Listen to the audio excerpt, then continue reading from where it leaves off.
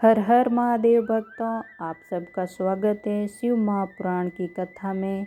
इस पवित्र सावन मास में भगवान शिव की कथा सुनना स्वयं अपने हृदय को पवित्र करने का एक दिव्य साधन है।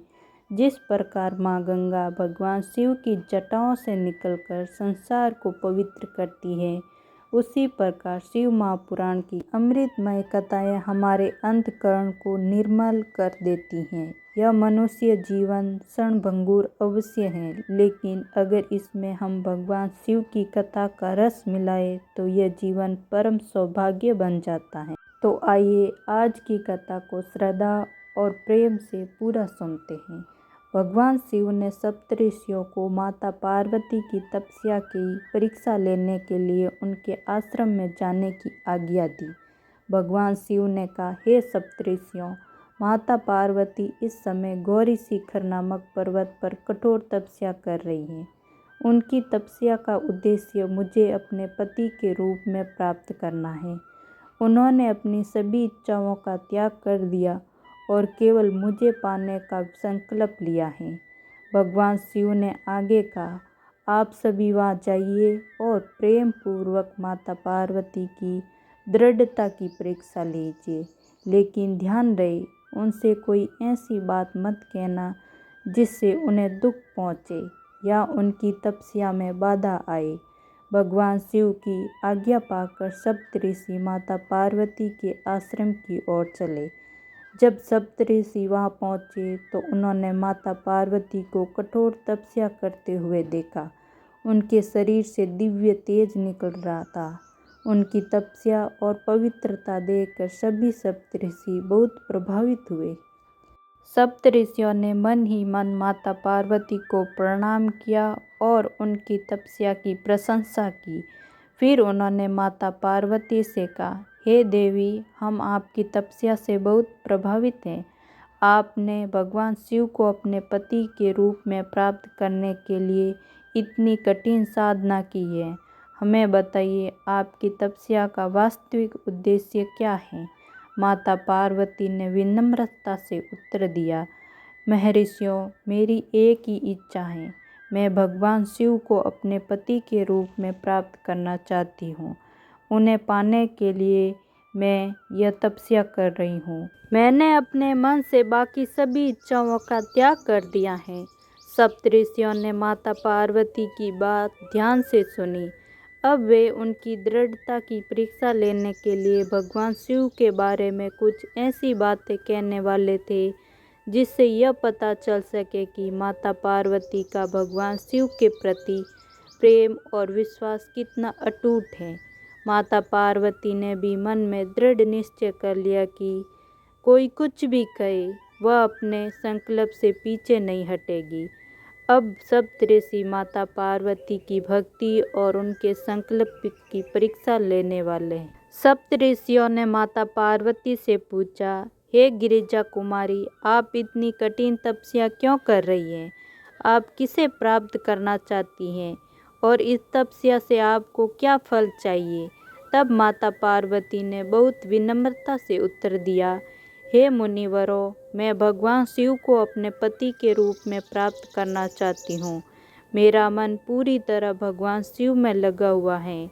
मैंने उन्हें पाने का दृढ़ संकल्प कर लिया और इसी उद्देश्य से मैं कठोर तपस्या कर रही हूँ।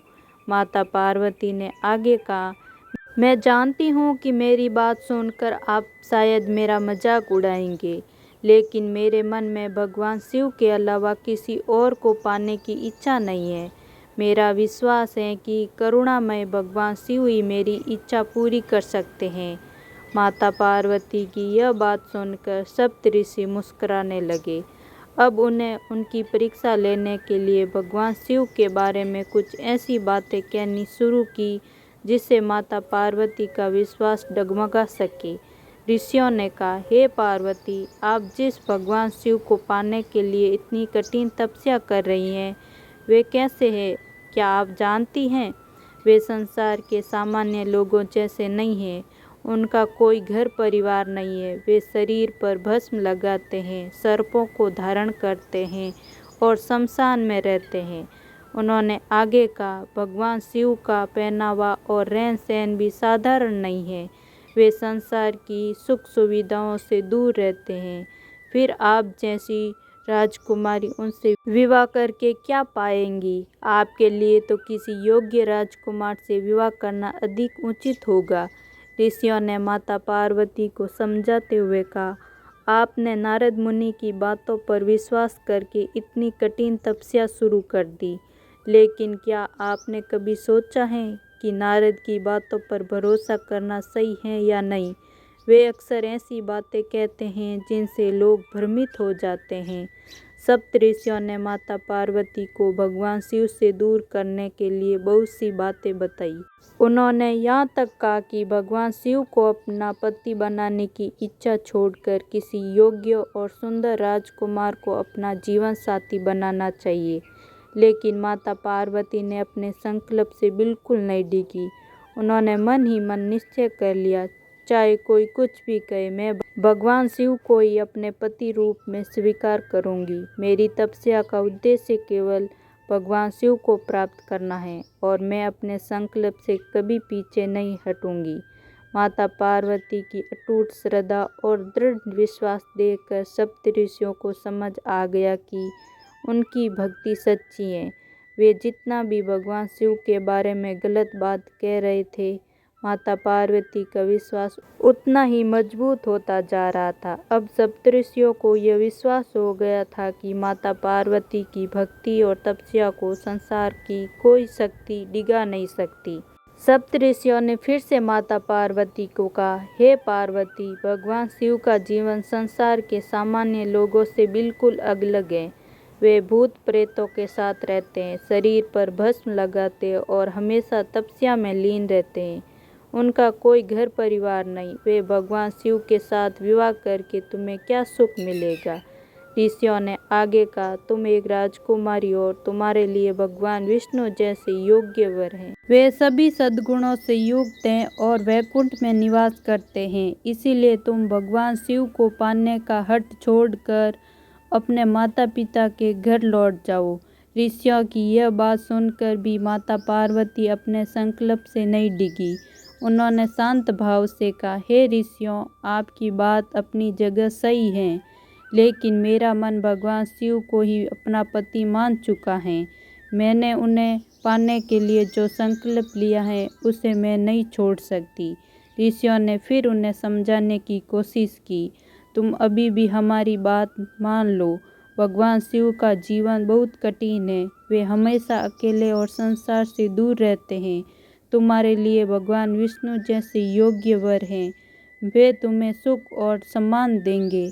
लेकिन माता पार्वती ने स्पष्ट रूप से कहा, मैं भगवान शिव के अलावा किसी और से विवाह नहीं करूंगी, चाहे मुझे कितनी भी कठिन तपस्या क्यों न करनी पड़े, और मैं अपने संकल्प से पीछे नहीं हटूंगी। माता पार्वती की दृढ़ता देखकर सप्तऋषि समझ गए कि अब उन्हें अपने प्रयास में सफलता नहीं मिलेगी। उनकी भक्ति इतनी अटूट थी कि कोई भी तर्क उन्हें भगवान शिव से दूर नहीं कर सकता था।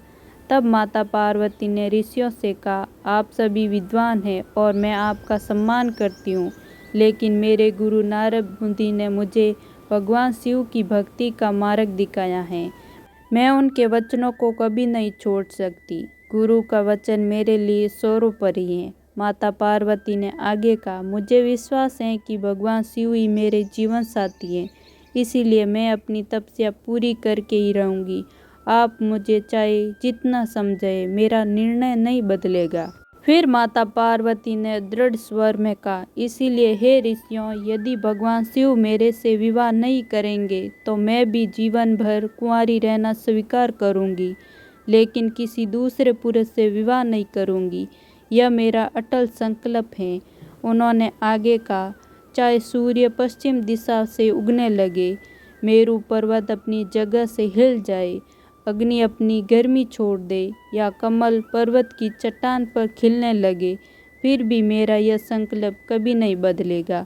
माता पार्वती की ये बातें सुनकर सप्तऋषि बहुत प्रसन्न हुए। उन्हें विश्वास हो गया कि पार्वती की भगवान शिव के प्रति भक्ति सच्ची और अटूट है। वे माता पार्वती को प्रणाम करके बोले, हे गिरिराज नंदिनी, आपकी भगवान शिव के प्रति भक्ति और दृढ़ संकल्प देखकर हम बहुत प्रसन्न हैं। आपने अपनी परीक्षा में सफलता प्राप्त की है। हम आपको आशीर्वाद देते हैं कि आपका मनोरथ शीघ्र ही पूरा हो। इसके बाद सप्तऋषि भगवान शिव के पास पहुँचे। उन्होंने भगवान शिव को प्रणाम किया और माता पार्वती की पूरी कथा सुनाई। उन्होंने बताया कि माता पार्वती ने भगवान शिव को ही अपना पति मान लिया है और किसी भी परिस्थिति में अपने संकल्प से पीछे हटने को तैयार नहीं है। भगवान शिव ने सप्तऋषियों की पूरी बात सुनी और उनके परीक्षा का परिणाम जानकर महादेव बहुत प्रसन्न हुए।